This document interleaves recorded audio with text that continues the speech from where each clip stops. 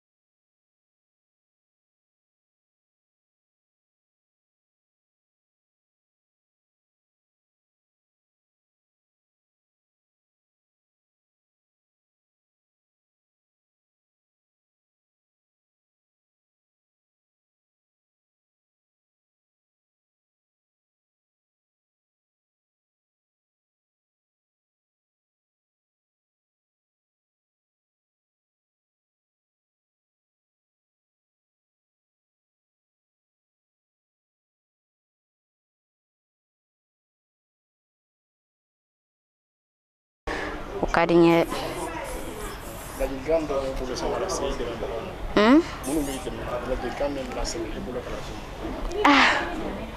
San kɔni de bɛ taa fɔ an ɲɛna sabula ne kɔni bɛ se ka mun fɔ dɔrɔn o ye n'aw sera kɔni k'an dɛmɛ k'an ka bana in furakɛ k'a kɛnɛya o de bɛ ne bolo k'a fɔ an ɲɛna.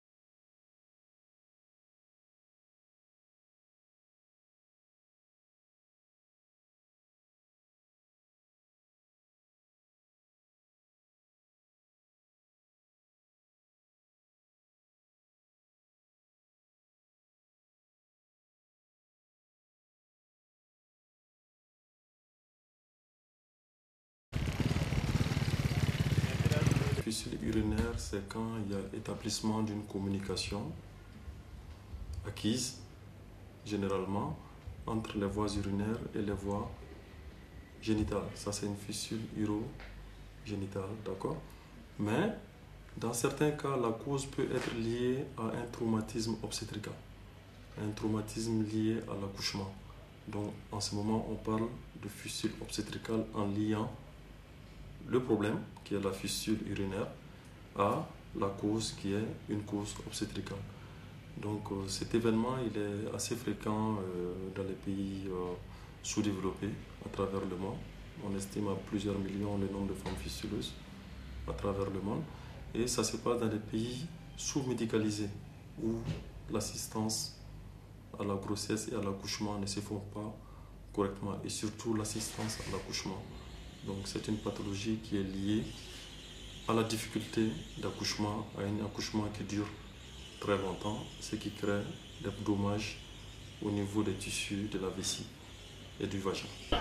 Ne wani bana ya ne mine ak nyinanga aga asan fly. Bon ne shibe san mwa ani konondo. Debila bana ya ne mine akira sababu ya a cila se gele madoni.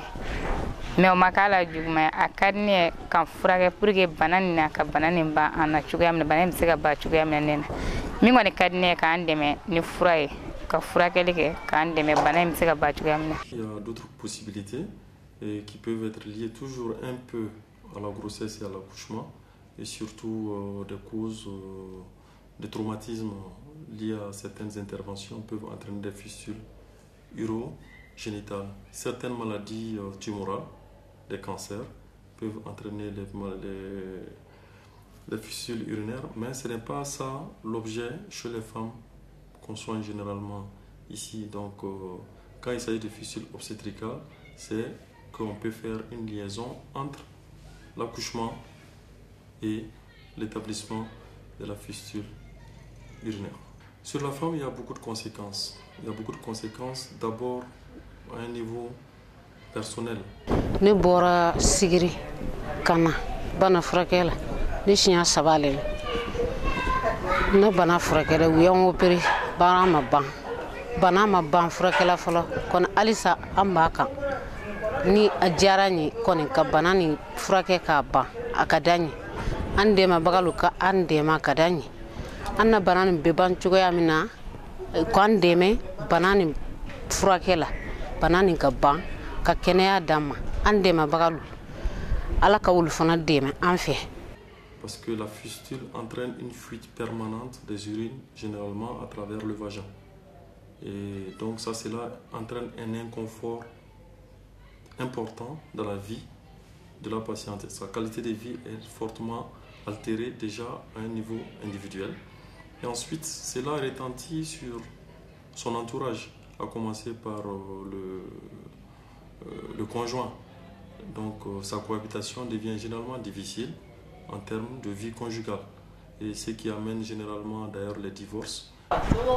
Ne bɔra Kiniba ka na ne san kelen ne bɛ yan nɔ furakɛli la nka ɲɛ ma se ka sɔrɔ ne ka bana in furakɛli la fɔlɔ dɛ. A kɔni n'a bɛ se ka furakɛ cogo min na k'an dɛmɛ an na se ka kɛnɛya cogo min na n'aw kɔni sera k'an dɛmɛ o la o ka d'an ye dɛ. Ne ye opération min kɛ nin y'a siɲɛ 5 ye nka tiɲɛ la dɔ bɔra la san ka bana in ma ban hali bi ni bana in bɛ ɲɔgɔn na o tiɲɛ yɛrɛ ne ye dɔ kɛ opération la sa ne yɛrɛ ye a jɔ fɔlɔ. Bari ni kuma i bɛ opération in na a ka jugu mɔgɔ kɔ ma a ka jugu i senw ma ne yɛrɛ y'a jɔ fɔlɔ nin kɔni ye ne san 14 ye ponse yan nɔ tiɲɛ la cɛ tun bɛ n bolo nka bana in ye n sɔrɔ cɛ ye n labila ko yanni a bɛ taa muso wɛrɛ furu ko mɔgɔ tɛ bana in furakɛli ma ɲɔgɔn bari an ye siɲɛ 2 kɛ bana in furakɛli la ɲɔgɔn fɛ depuis an y'o kɛ a ye ko tiɲɛ la ko mɔgɔ tɛ bana in furakɛli ko mɔgɔ t'a wari sɔrɔ.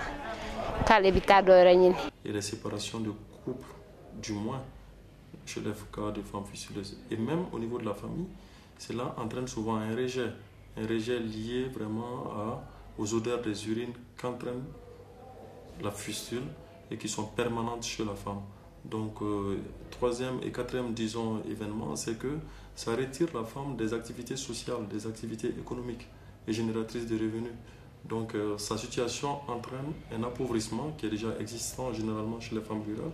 Et ensuite, du fait de la présence de la maladie, elle est sévrée de plusieurs types d'activités sociales qui sont les baptêmes, les mariages, les événements sociaux. C'est que dans la majorité des cas, on arrive à fermer la fistule et les femmes guérissent totalement et reprennent une vie sexuelle et reproductive normale. D'accord? Mais dans certains cas, en raison de la sévérité des lésions, il n'est pas possible d'obtenir une guérison totale. Donc on n'arrive pas, dans certains rares cas, à fermer la fistule. Et parce que la vessie est complètement détruite, le vagin est complètement détruit, et les organes pelviens sont vraiment assez sérieusement touchés. Donc dans ces cas-là, on arrive tout simplement à trouver des solutions palliatives. D'accord? Solutions palliatives, donc malheureusement, il y a des rares cas où on n'arrivera pas à donner une guérison complète chez la femme. Mais heureusement, dans la majorité des cas, donc près de 80% des cas,